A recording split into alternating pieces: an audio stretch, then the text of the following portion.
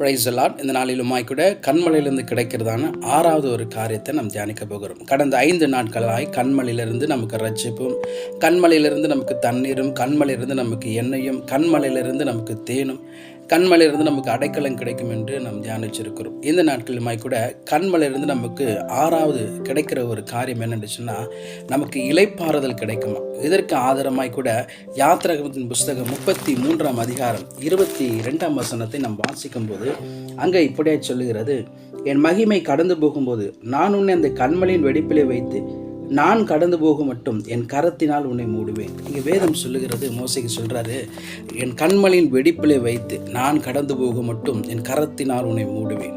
அப்படி கரத்தில் அந்த கண்மலையில் நமக்கு இருக்கப்படும் போது நமக்கு ஒரு இளைப்பாறுதல் கிடைக்கும். வேதத்தில் நம்ம மத்தேயு சுவிசேஷம் 11ஆம் அதிகாரத்தை நம்ம எடுத்துக்கொள்வோம் என்று சொன்னால், அங்கே இயேசு கிறிஸ்து எப்படிப்பட்டவர் என்று சொல்லி வேதம் சொல்லுகிறது. 11ஆம் அதிகாரம் 28, 29 வசனங்களை வாசிக்கும் போது, வருத்தப்பட்டு பாரம் சுமக்கிறவர்களே, நீங்கள் எல்லோரும் என்னிடத்தில் வாருங்கள், நான் உங்களுக்கு இளைப்பாறுதல் தருவேன். நான் சாந்தமும் மனத்தாழ்மையாக இருக்கிறேன்.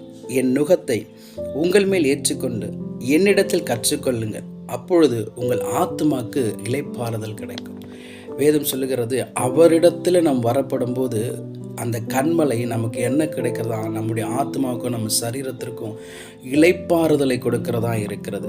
இந்த கண்மலையிலிருந்து நமக்கு இளைப்பாறுதல் கொடுக்கறது மாத்திரமல்ல, அந்த இளைப்பாறுதலை கிடைத்த உடனே நமக்கு அடுத்த கட்டம் என்ன செய்கிறது என்று சொன்னால், சங்கீதக்காரர் தாவீது எப்படியான்னு சொல்லுகிறாரு. 40ஆம் சங்கீதத்தை நம்ம வாசிக்கும் போது அங்கே 2-3 வசனங்கள் நம்ம வாசிக்கும் போது, அந்த இளைப்பாறுதல் ஒரு மனுஷனுக்குள்ளே வரப்படும் போது அவன் அடுத்த கட்டத்தில் அவன் என்ன செய்வான் அப்படின்னா, 2-3 வசனம் சொல்லுகிறது, பயங்கரமான குழியிலும் உளையான சேற்றிலிருந்தும் என்னை தூக்கி எடுத்து என் கால்களை கண்மலையின் மேலே நிறுத்தி என் அடிகளை உறுதிப்படுத்தி. அந்த கண்மலையில் நம்ம இளைப்பாறுதல் கிடைக்கப்படும் போது தாவீது சொல்கிறாரு, என் கால்களை கண்மலையின் மேல் நிறுத்துறீங்க, என் அடிகளை நீங்கள் உறுதிப்படுத்துறீங்க. அந்த இளைப்பாறுதல் எனக்கு கிடைக்க எனக்கு ஒரு அடியை உறுதிப்படுத்துறீங்க. அடுத்த கட்டத்தில் நான் என்ன செய்வேன்னா, நமது தேவனை துதிக்கும் புதுப்பாட்டை என் வாயிலை கொடுத்தார், அநேகர் அதை கண்டு பயந்து கர்த்தரை நம்புவார்கள். எனக்கு இளைப்பாறுதல் கிடைக்கிற இயேசு கிறிஸ்துவின் வரப்படும் போது அவர் என்ன பண்ணுறாரா, என்னுடைய அடிகளை உறுதிப்படுத்துகிறவராக இருக்கிறார். என் அடிகளை உறுதிப்படுத்தி தேவனை துதிக்கிற புதுப்பாட்டை என் வாயிலை கொடுக்கிறார்.